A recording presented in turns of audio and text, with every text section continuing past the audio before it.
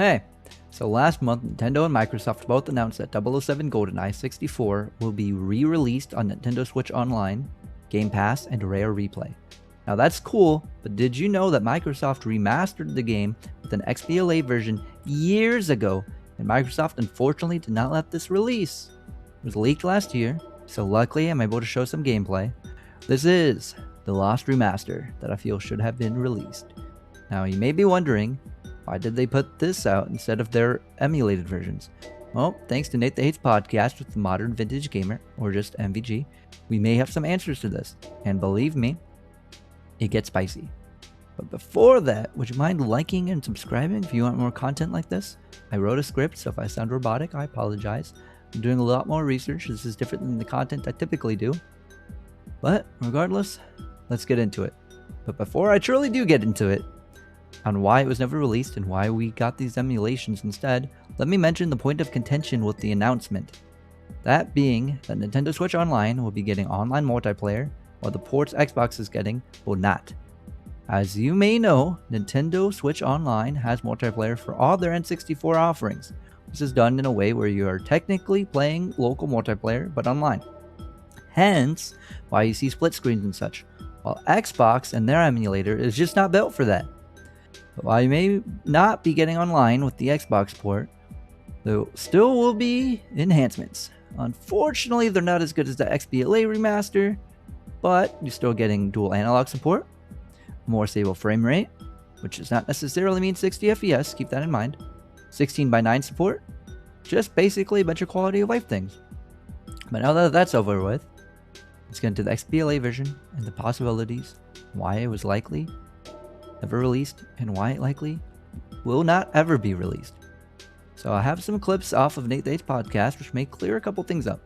I feel like the main overarching reason why we're getting what we're getting and nothing more is down to money. And that has to do with the amount of money that was invested in this project. It doesn't feel like they wanted to spend, when I say they, I'm talking about both Nintendo and Microsoft, wanted to invest too much money to get GoldenEye running on their respective platforms. If you think about it, we know Rare Replay exists. We know that Code Mystics has built an N64 emulator for Rare Replay. So getting GoldenEye running on emulation probably already worked when they built Rare Replay all those years ago. And it was really just a matter of doing some enhancements to the graphics and the control system and smoothing out some frame rates to get something that they could say, this is a good addition to Rare Replay, and or we can drop on Game Pass.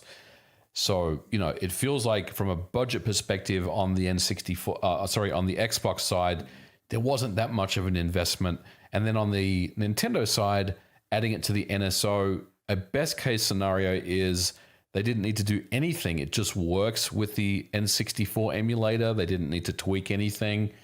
The worst case is they probably may have had to tweak the emulator in parts to get GoldenEye running. So money is a possible issue here. As you heard, online multiplayer is costly. You got server costs on the Xbox side. Nintendo Switch has their NSO, so obviously they have online already. Now, some R&D with porting to these consoles may also be an issue.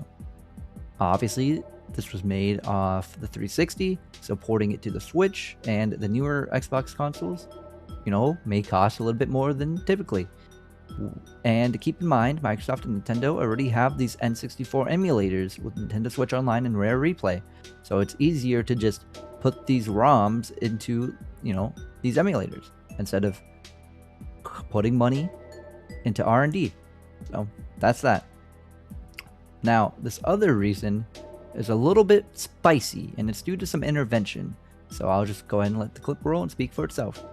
My belief is the reason we're not getting the remaster, it isn't because of Nintendo. And despite public speculation who would claim it is Nintendo, I'm going to put the blame on MGM. I'm going to put the blame on an individual who is in charge of the James Bond IP. and that individual is Barbara Broccoli.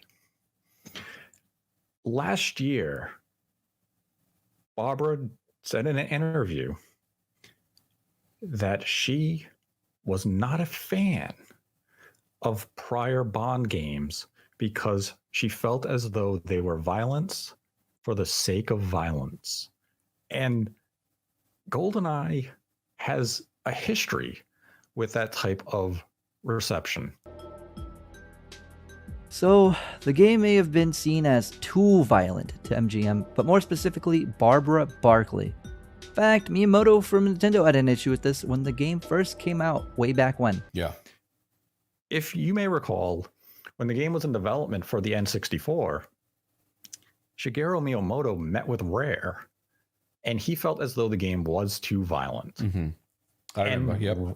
And how Rare approached this was the ending credits. They made it as though every character in the game is an actor. They made it as though the game was a movie. Right. And that was enough for Miyamoto to say, okay, that's a good way to solve this problem. Yeah. That way, you're not killing people. They're just actors. They just fell over. They pretended. Right. Now, if you do not know, we are getting 007 games by the makers of Hitman. And if you know how those games work, you don't go around running and gunning. While you could, it is more of a stealth game where you can poison your targets, do objectives to make it an accident, etc. So you can get more spy-like with this, and it seems that's the direction the Bond games are going, from now on, which is obviously a lot different than it was back then. So releasing this XBLA port, which looks more realistic and violent, would be detrimental to that case. This being said, it's just a shame because Phil Spencer, the CEO of Xbox, had been trying to make GoldenEye on Xbox for years. While he may have helped make this happen, I'm sure, this is likely not the way he envisioned it. Anyway, thanks for watching. Do you like this new style of video? What should I do next? Tell me in the comments. Don't forget to like and subscribe if you enjoyed. Maybe share it out if you like. See you next time. Mickey D's.